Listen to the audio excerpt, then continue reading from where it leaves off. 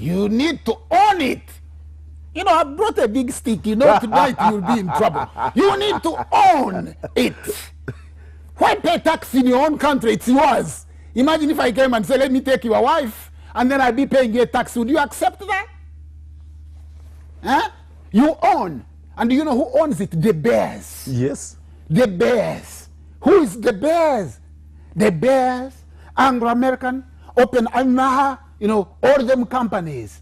They come, vultures, you know, prey on us, sit on our head, take our diamond, and then they say, okay, we've taken this much, let's just give you a small part of it.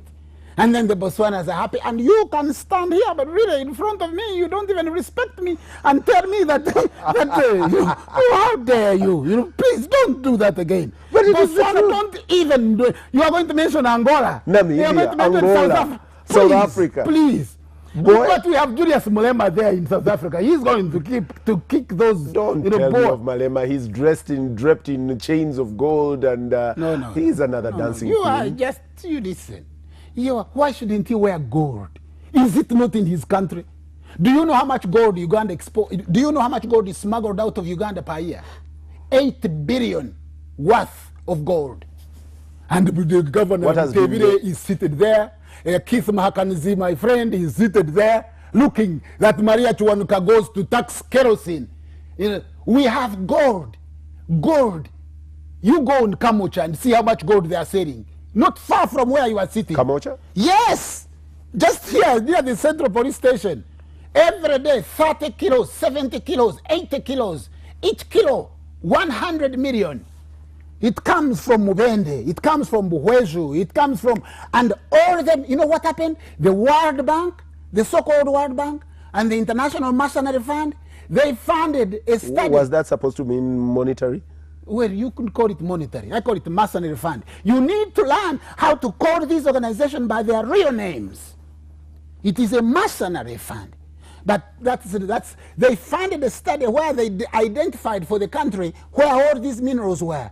And as soon as they finished, the same officials of the World Bank, like Jennifer Hinton, a Canadian, then moved from the World Bank, went and got concessions. They passed the law in Parliament, got concessions. Now they have concessions even to mine uranium. But you see, Professor Kihura Nkuba, what is interesting about this is, unless you have passed the law here, they wouldn't come and impose. No. They are not imposing you on you. You have passed the law yourselves. Who? Our parliamentarians, who can't even read a book. Most of them can't read even a law. You can't reduce them to that little. Okay, you mention one who has read a book, call him on radio and say, what is the last book you read in the last 1 month? How many even know how much gold is produced in this country? How many? They don't. You go to the geology department, every month the only gold that they pay tax for is 5 kilos, which is only 5 kilos a month. So where do you get the rest of the data? Where do we get the rest of the data? From the sellers, the people who sell. That is gossip. Gossip? You want me to take you tomorrow? That is pure gossip. I mean, unless it is documented, recorded somewhere. Documented by who? I document. I do a scientific analysis. I go to where they mine gold. I buy it. I see where they sell it. I sit there and I see how many people are selling. Let's get back to the renaissance of Africa and development. What are the 2 things you would do for Africa to be able, let me even reduce it to Uganda specifically. Yes. Number one, Uganda, what would you do to spur it to levels of growth and development that are Number desired? 1, I would make my own money, and I would not balance it, or I would not back it by the American dollar or any other currency. In fact, then it wouldn't be money. What is money? Weighed against what? Because money... American money is made against what? Gold. Which gold? My God, you said so you have internet. Check, they don't have any. It is just paper. It's made up by tanks and F-15 fighters. They have no gold. It is the Federal Reserve has no reserve and is not federal. It's a private institution. Hey, you disappoint me today. No, you Yes, actually you disappoint me. I know. The Federal Reserve. This is where we differ as students of economics. Oh, wait. And I. Okay, now let's talk economics. The student of history and the student of economics will differ completely. I am not only a student of economics, I am a teacher of economics. And I'm going to teach economics on your show.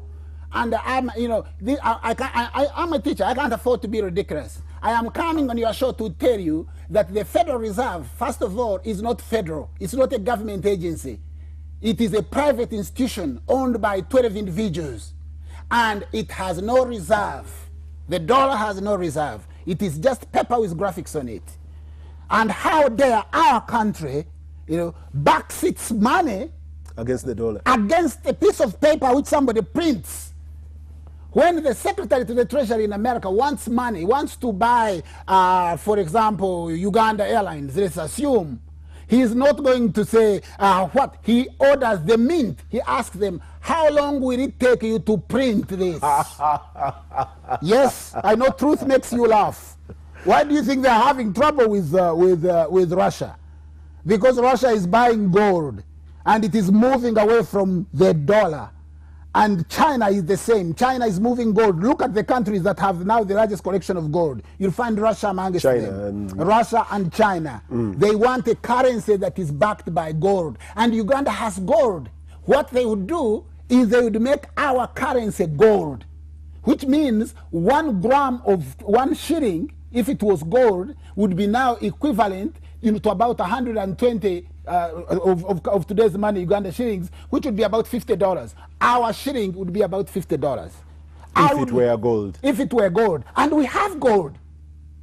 So instead of letting this gold hemorrhage out of the country, we would get this money and turn it into gold. The gold standard. That's the gold standard. You've got it. Do you know how it started? People would come, they deposit gold here. Because gold is heavy, it's very heavy, you would give them a piece of paper. Now, when they get to Masaka, instead of coming back when they want to purchase something, they would pass the paper to someone else. That is why when you look at the pound, they say promise to pay on demand, a demand note. So now, most of the money is fake money because it is not backed by gold. We stayed in the past. That passed on. No, it is today. This is not the past. This is today.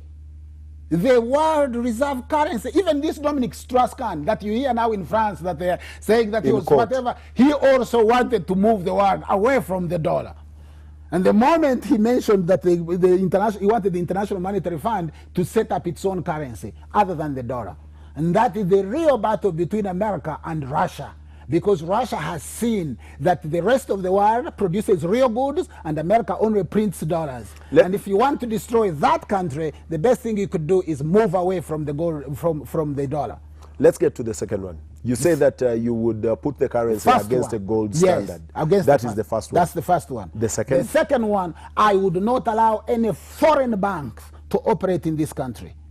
No foreign banks. Now, let me tell you that only happens in North Korea. I've told you Ethiopia. Ethiopia doesn't have foreign banks. It doesn't happen in North Korea, no. Let me first explain to you why. Federal fractional reserve lending. Fractional reserve lending is you have, if you have 4 banks, for example, Bank A, Bank B, Bank C, Bank D. If I take $10 million, by law, the bank is allowed to keep 10% of what I've deposited and lend out the rest of the percentage, 90%. So if the bank started with nothing and I came and deposited 10 million, it would reserve 1 million, it would lend out 9 million, but at interest. Yeah. Now it will take actual collateral. It started with nothing. It has 1 million reserve. It has a portfolio of about 12 million, and it has somebody's house, which it has taken at a fraction of what they call first sale value. But the person who gets this money now goes and deposits it in another bank, like 9 million. The bank now takes 10%, which is 900,000, and lends out 8.1. And that person goes and deposits it in another bank. So one deposit creates money about 90 times. Fractional reserve lending allows the bank to create money out of thin air. And whereas it creates money out of thin air, it actually lends you money, you know, lends you that thin air and takes actual collateral. Once you understand that, then you understand economics. You need not know anything else. If you don't understand this, anything else about economics will confuse you. And bring to Mzime Mtebire on this show and ask him about fractional reserve banking and phantom deposit. When you go to the bank and deposit money, you know, or you ask for a loan, the bank doesn't go out to sell matoke and get the money and give it to you. No. After making you run around, they say, oh, Mr. Chivazo, we now have the money. You can go and it's check. On your account. It's on. So what they have done is a computer transfer, what we call a phantom deposit. But you know what Chivazo gave them? He gave them the title for his house in Lunguja. Viewers, I take a break and I return with Professor Kihura Nkuba.